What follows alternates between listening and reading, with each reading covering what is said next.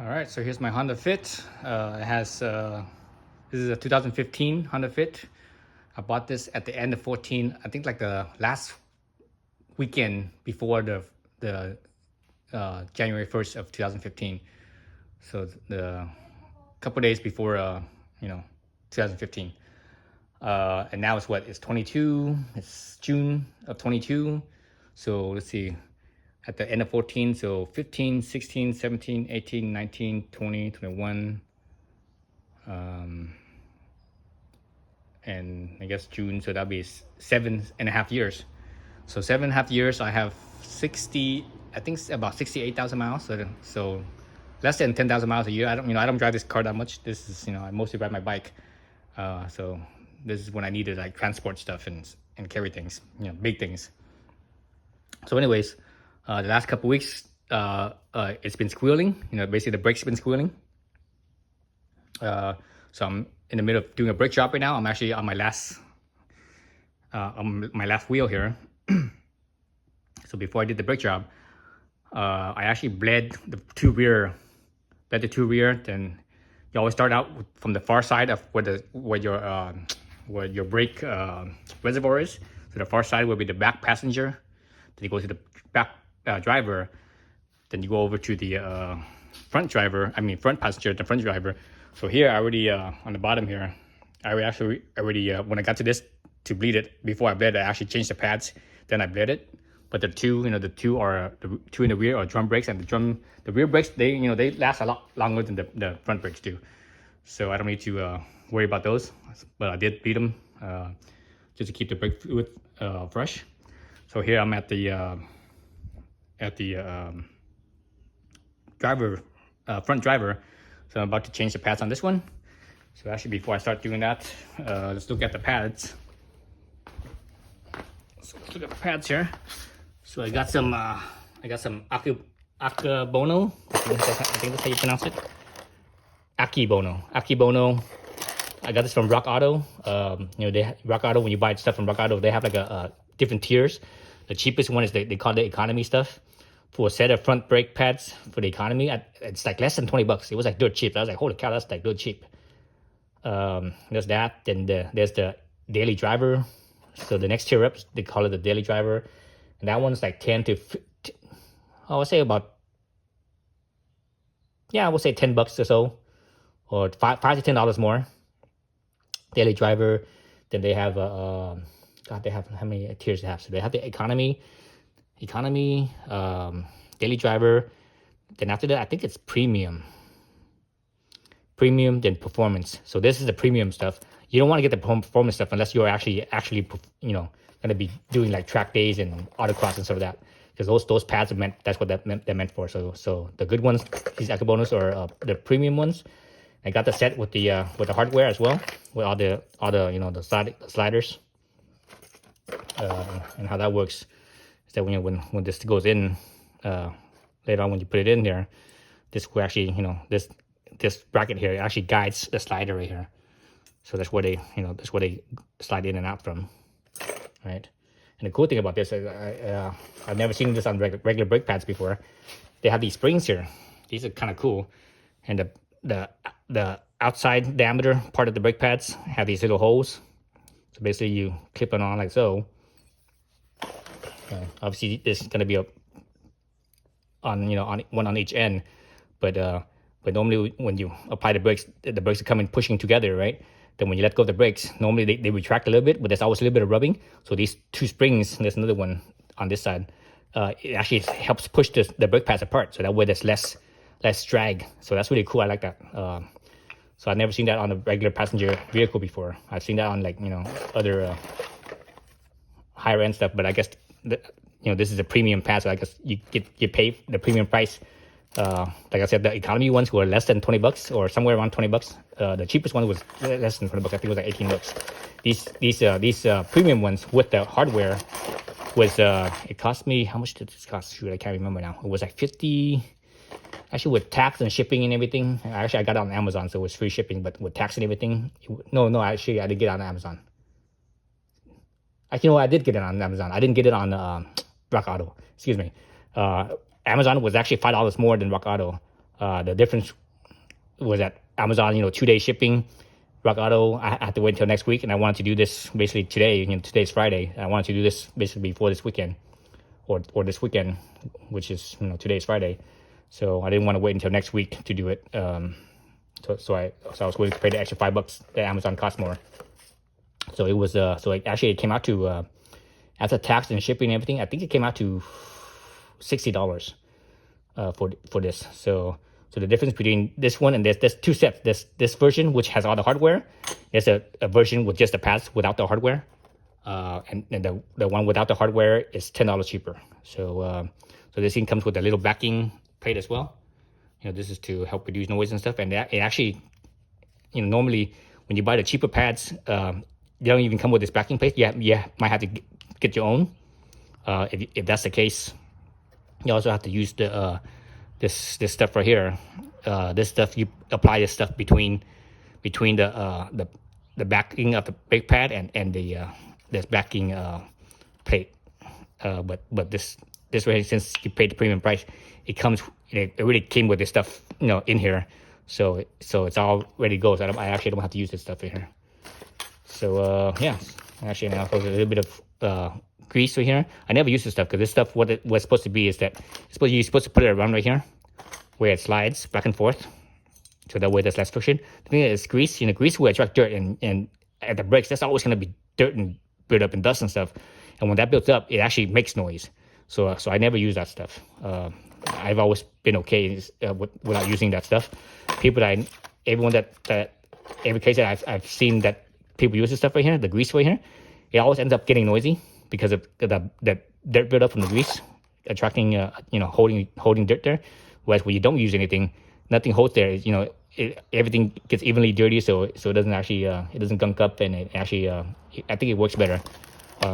It doesn't get hung up when it gets skunked up, and it makes less noise. So yeah, so that's the setup I have. So let's look at the brakes. All right, so let's look at the brakes. So here it is.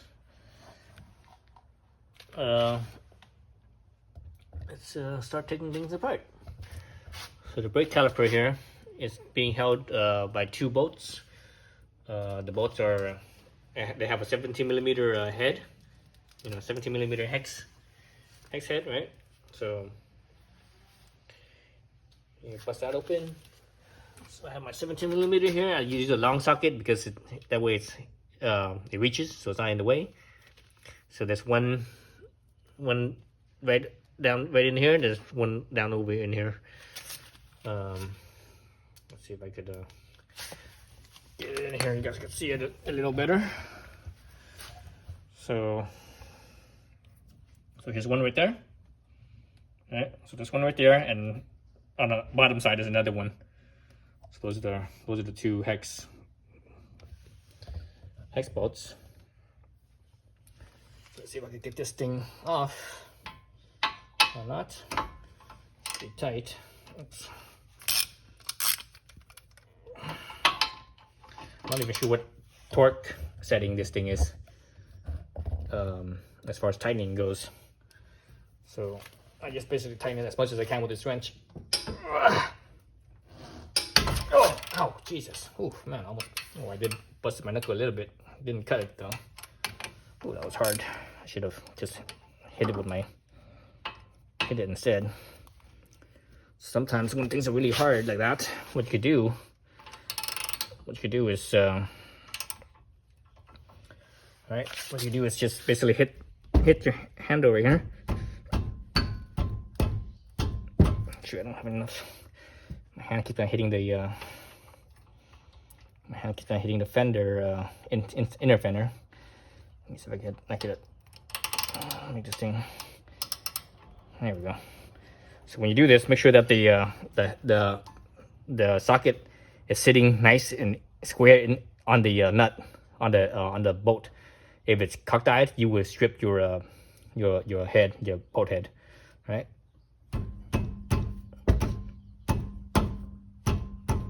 Oh, that's tight. Oof. Let's see if I can get it now.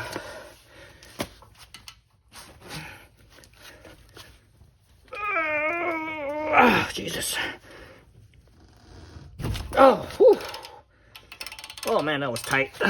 That felt real tight. That felt way tighter than the passenger side. Whew. Okay, jeez. I'm beat up just from that. Okay, now it's loose. I should be able to just turn it by hand.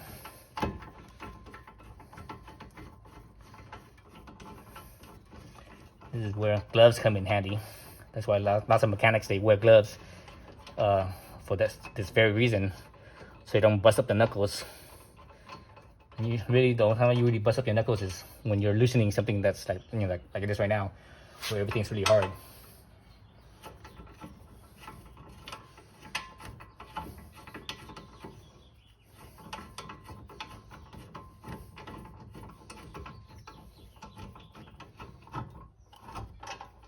Alright, so there's the other bolt. So the two bolts. So these bolts are, well, there's a little bit of corrosion on there. They don't have any Loctite or anything on them. What I recommend is get a little wire brush and brush off that corrosion. Not sure if you guys can see the dust that it's producing.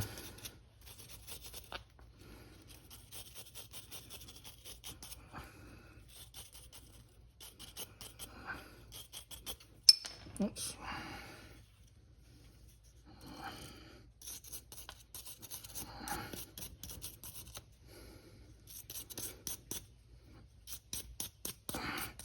So yeah, so there's no Loctite on this thing at all.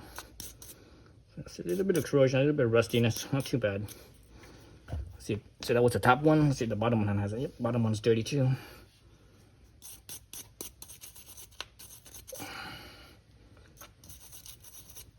Just corrosion. So it is. This car's not too bad. It only has, again, only has 70,000 miles on it.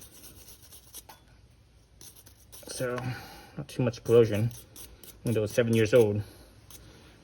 You know, California cars, you don't have to worry about a bunch of rust and such. So that's a positive thing living in California.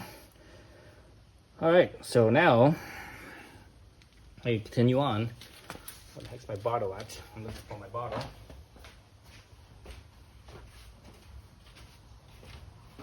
So I'm using a squirt bottle of Simple Green. Once I take this off, I'm gonna let me change angle here.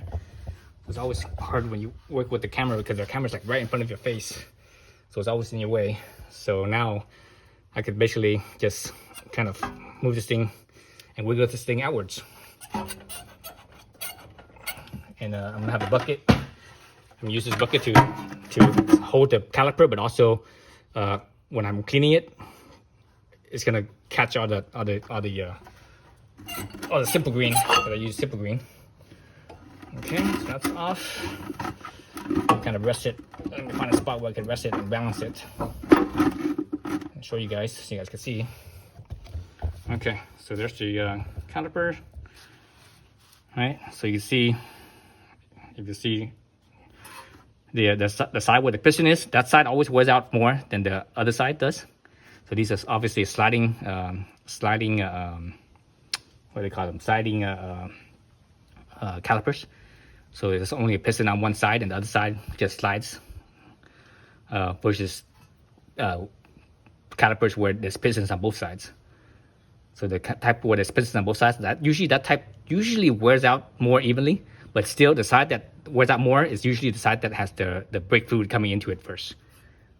That's usually the case. Not always, but usually. Oops.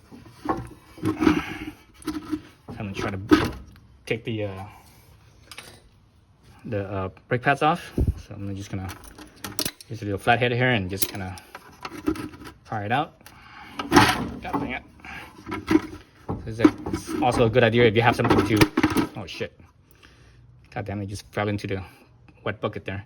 If you have something to kind of hook into maybe into the hole where the bolt was and hold the calipers up and hang it on the springs, that would work too. So that's one side, this is the other side. Let's look at this side. This is the side where it has the sound indicator. So on the brake pads, there's always this. Let me show you this little. This part right here this is the sound indicator. So as the pads wear out, and you can see it's pretty much flush with the metal, with the base metal right there. There's hardly anything left. That's only like less than 2 millimeters, a little bit more than a millimeter. Anyways, so as the brake pad material wears down, it reaches this metal piece here, and this metal piece will scratch against your rotor, and it will make a scratching noise. That's when you know, okay, it's time to change the brake pads. So there you go. So this piece is the inside piece. The outside piece actually dropped into the liquid. I'm just gonna leave it there. I don't want to take it out because it's all wet in there. So I'm gonna clean this up. Actually, before I clean it up, let's unclip these clips. These clips are the clips that the new pads came with the hardware. So I'm gonna replace these clips right here. So that's one right there. There's one on the bottom and one on the top of the calipers. So pry it out a little bit. So there's one piece right there, right? And the bottom piece is exactly the same. It's identical. So let's look at the new piece real fast. So that's the new one, nice and shiny. All right, that's one. Another piece over here. Let's pry it out a little bit. Let's give it a little bit of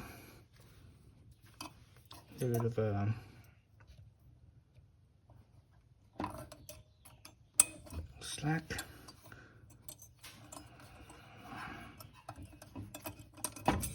That's the other one. All right.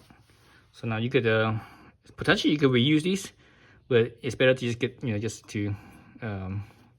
if you're in a pinch and you bought the economy version that doesn't have this, you reuse this. If it's still okay, it's not all corroded. Again, this is a California vehicle, so that's why this is not all bad. But if you were like in the Rust Belt, you would definitely want to replace this because it's by then 7 years. Actually, cars in the Rust Belt only last like 7 years before they rust out. So right, so I have a bottle of Simple Green here with a squirt bottle. I'm gonna spray all this. I'm gonna spray where the piston is, clean that up. The back side of basically both sides of where the brake pads touch on the back, clean that up, and I'm gonna clean up the spot where that hardware, the retainer for the pad retainer. I'm gonna clean all that up too. So I'm gonna move my bucket so that way everything's kind of inside the bucket. It drops in the bucket. All right, spray down. Again, this is just Simple Green. It's diluted. You don't need to use concentrated Simple Green because that's just it's just brake dust. It's not grease. It's not really much grease here at all. If any, it's just mainly road grime at worst. Whatever grease is from the road grime. Unless you something wrong, like if you had like a leaky CV joint or something like that, that's a potential that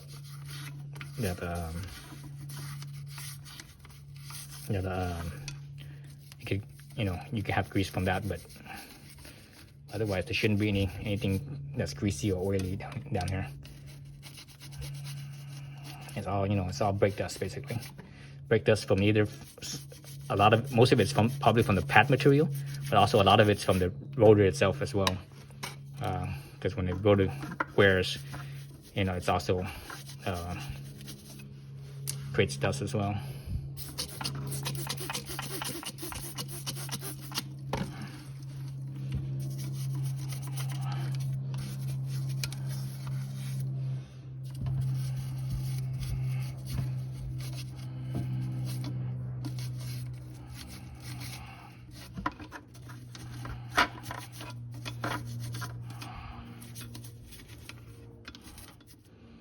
Okay, so it looks pretty clean. It's clean enough. So I have another squirt bottle because right now I'm in the garage, so I don't want to get the garage all wet. So I'm using a squirt bottle of water to rinse the Simple Green off. And surprisingly, this works pretty well. If I was out on the driveway or something, I would just get the garden hose and use the garden hose to hose it down. But this will work. This works just about as well, I think.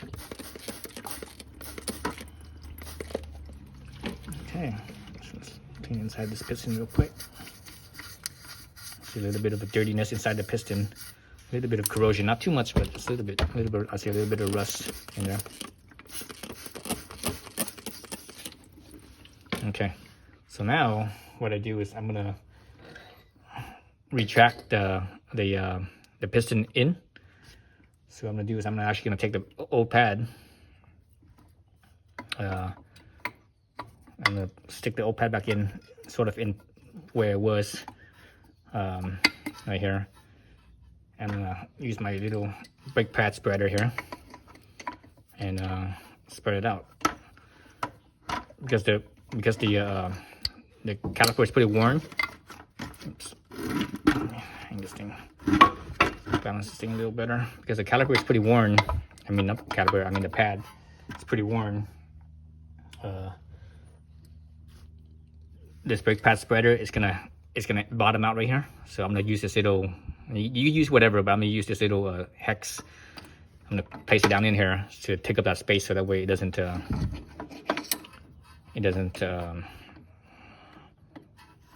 cause the where it bottoms out, it doesn't stop the spreader, the brake pad spreader.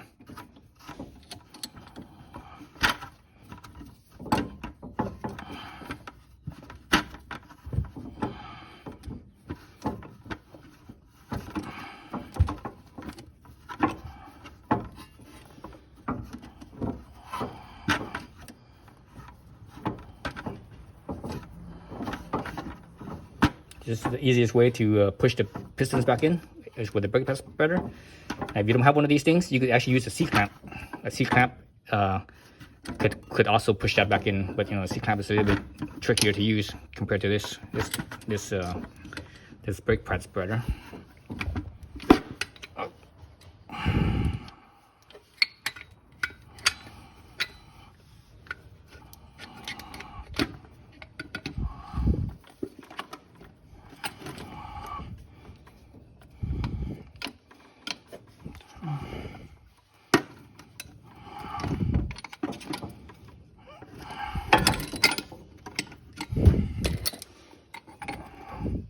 The camera's like right in the middle of the way of my arm.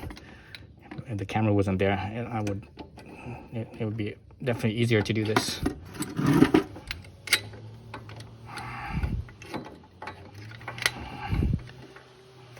Jeez.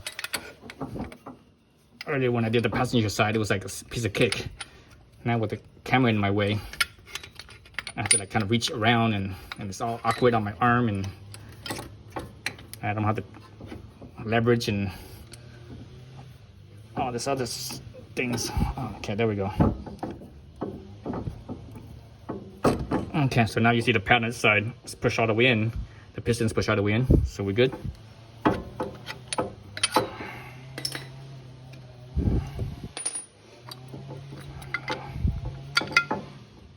So I'm actually gonna do one final cleaning. So what I'm gonna do is I'm gonna clean where the accordion rubber part of the piston is now, because earlier I couldn't really reach it because it wasn't, the brake pad wasn't retracted, or the piston wasn't retracted. So I'm gonna clean that up. It's a good idea to clean it up, because as that stuff gets gunked up and gummed up, it could kind of hinder the movement of the piston. It either hinders from pushing out as evenly or retracting evenly. So that's the reason why I do that. Usually with cars, it's not that bad because you have the rubber accordion piece that protects the piston for the most part. But on motorcycles, you definitely want to do this, because there's nothing that actually covers it. So it will get all a bunch of buildup and corrosion and stuff, and it will definitely cause the piston to not want to retract very much, as much. So that will actually cause the brakes to drag more than it needs to be.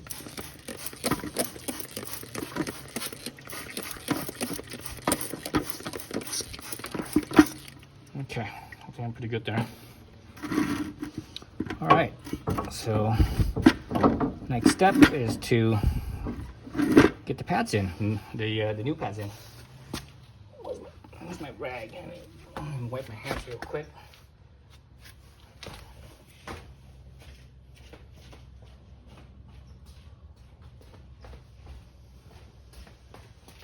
All right, so get the new pads on. And now it's all wet, so it doesn't really matter because, you know, it's like if you were washing the car or it was driving in the rain, no big deal. There's new pads. So so obviously this side, I already put the passenger side in. There's the driver side. So remember the sound indicator? The sound indicator is on the piston side on the top. Okay. So on the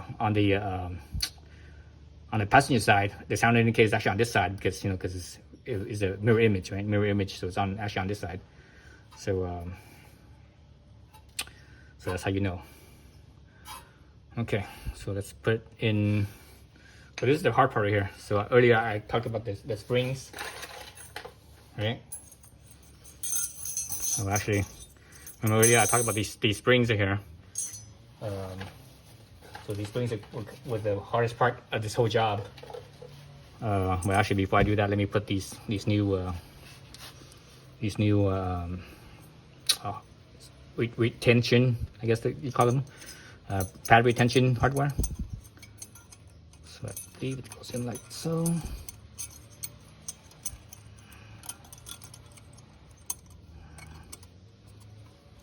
Okay, just like that. So it kind of clips into itself. So for example, this one goes in, let's see, it goes in like this. These clips right here. These two clips here. There's a few points where it actually have like a positive engagement with the calipers. And that's how it's able to hold itself there in place.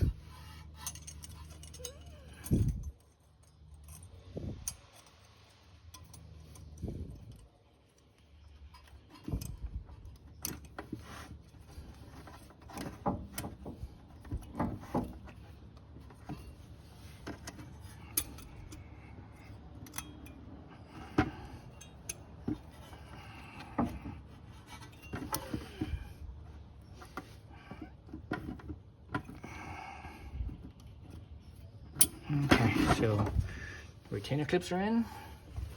Hands are still all wet. That's all right. All right. So the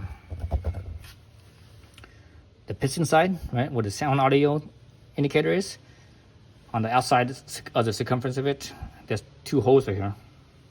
There's one over here and one over here. That's what retains these little springs. It goes like so, like that. So you know the correct orientation is when this little, I don't know, little nipple here, you know, looks kind of like a breast, right? This little nipple here are pointing at each other, so it goes in like that. All right. So I'm gonna try to hold this in place so that way they don't pop out. Otherwise they pop out. Let's see if I can do this. So again, this last on the passenger side, this is the hardest part of this whole job. Was this spring right here. So this took the longest, I think. Since I did it once already, hopefully I could get it okay this second time around. Or easier, hopefully, I should say. Oh, shit. So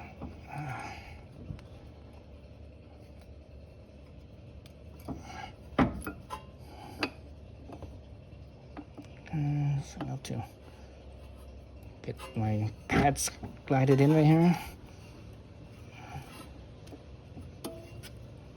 Okay, there we go. So once the pads are able to slide in, I could release these springs because it sort of holds itself in there in place. Okay, push all the way in. Okay, the springs are still in place, I believe. Yep, springs are still in place. So pads. I know my hands are dirty, but it's not greasy. All this dirt right here, this is all brake dust. So that brake dust touching the pad material is not going to really harm it. All right, so that's one hard part. The other hard part is on the other side now. So I'm still using my little flathead screwdriver that I used earlier for prying the pads off. I'm gonna use these to hook, to basically pick into there and hook the hose on on this outside pad. Let's see, how did I do this last time? How did I do this? I think I hooked it on first before I actually snapped it in place. You just try to snap it in place into the guides. It won't, you know, it won't. You won't be able to get the spring, these little hooks in place.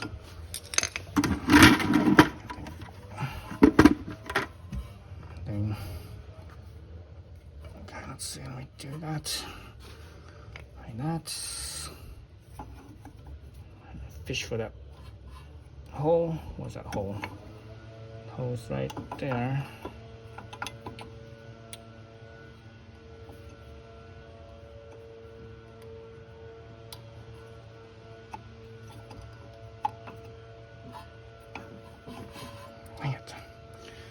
Oh, that freaking camera's in the way. So awkward. It makes it so awkward. I have to keep on reaching around, and it just makes it really weird. It puts my arm in a really awkward angle. My arm and my wrist and everything just in an awkward angle.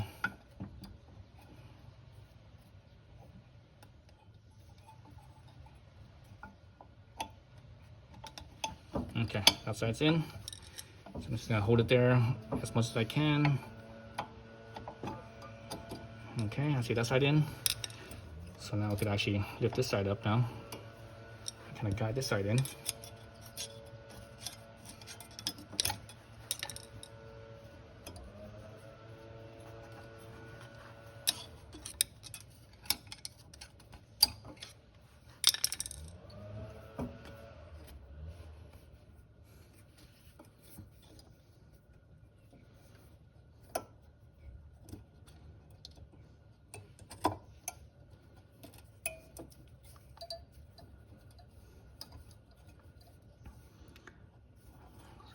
So you know, when I do this, most people that do these types of videos, they never show you. They always like, you know, oh, they tell you how to do it, but they actually never show you how to do it, because it's a lot harder to, you know, it's a lot more work. Just because, again, it's just the camera's in the way, and okay, I got it in, and everything's just kind of awkward, and it takes so much time when you have to do it with the camera. So oh, this side's starting to pop out. Let me push it back in a little bit. I think I got it.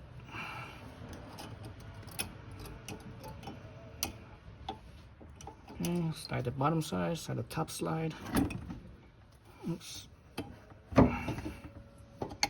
Okay, got it in. All right, so now you see the two thingamabob there. All right, move it around. It's not moving around. That means it's in place. It's where it's supposed to be. Okay, and because of how it is, it's actually kind of pushing outwards, so it doesn't touch the rotors right there. So that's it. That's all I have to worry about. Make sure the two pads are spread apart. Now I got to actually just stick this thing back, slide this thing back in place here, because I already spread the calipers apart. Yeah, did I spread them apart? Yeah, they're spread apart.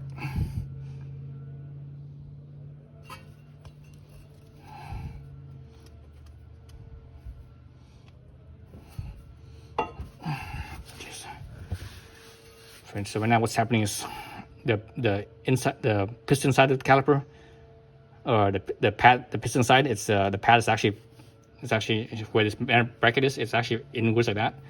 So the space right here is not big enough for the rotor. So I actually have to slide because remember this is a sliding. Am I sliding the right way? Yeah, I'm sorry.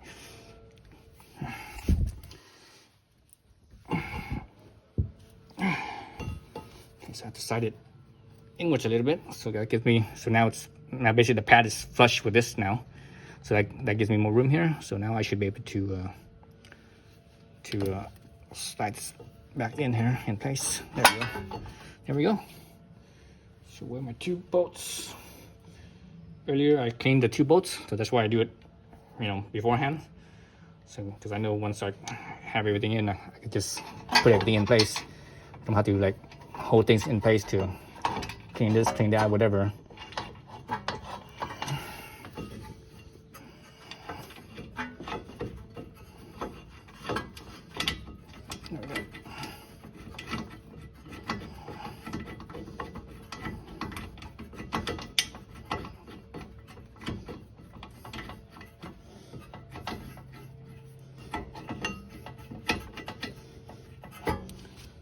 Okay, let's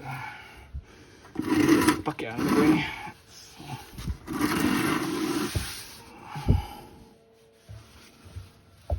Out of the way. See if I can angle from this side. You guys can see anything? I'm not sure you guys can see anything. But I do that just to get the freaking camera out of my way so I can actually get in here. So otherwise I was like reaching over the camera, and it's just really awkward.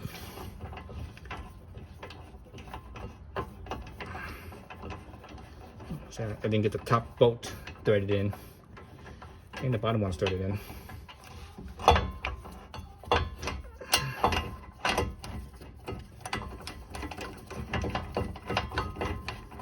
Okay, top one's threading in. That's good.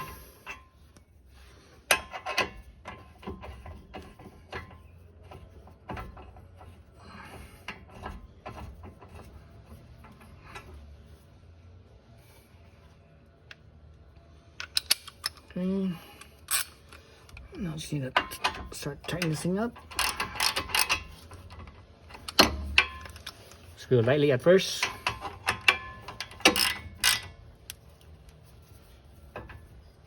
So I'm not sure what the torque spec on this is, but this is a 17 millimeter head, and the bolts are not that thick.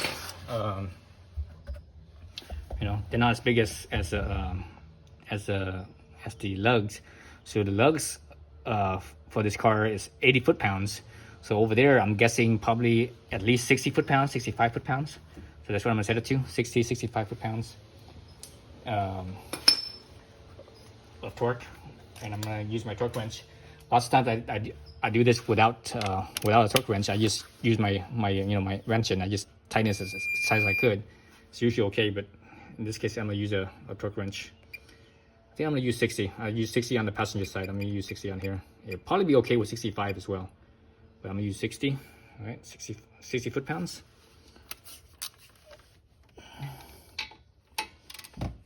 So I love the snap-on torque wrench because it beeps and it vibrates.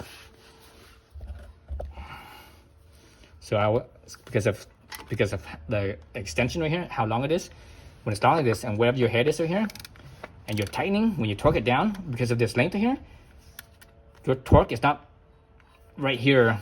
So what happens is this right here, we actually want to go cockeyed on you, and that will cause this socket to not sit fully on the nut head or the bolt head, and it could strip that way. You can slip and strip. So my one hand will always be here pushing in, so that way this bolt or this socket stays nice and flush and square on the bolt.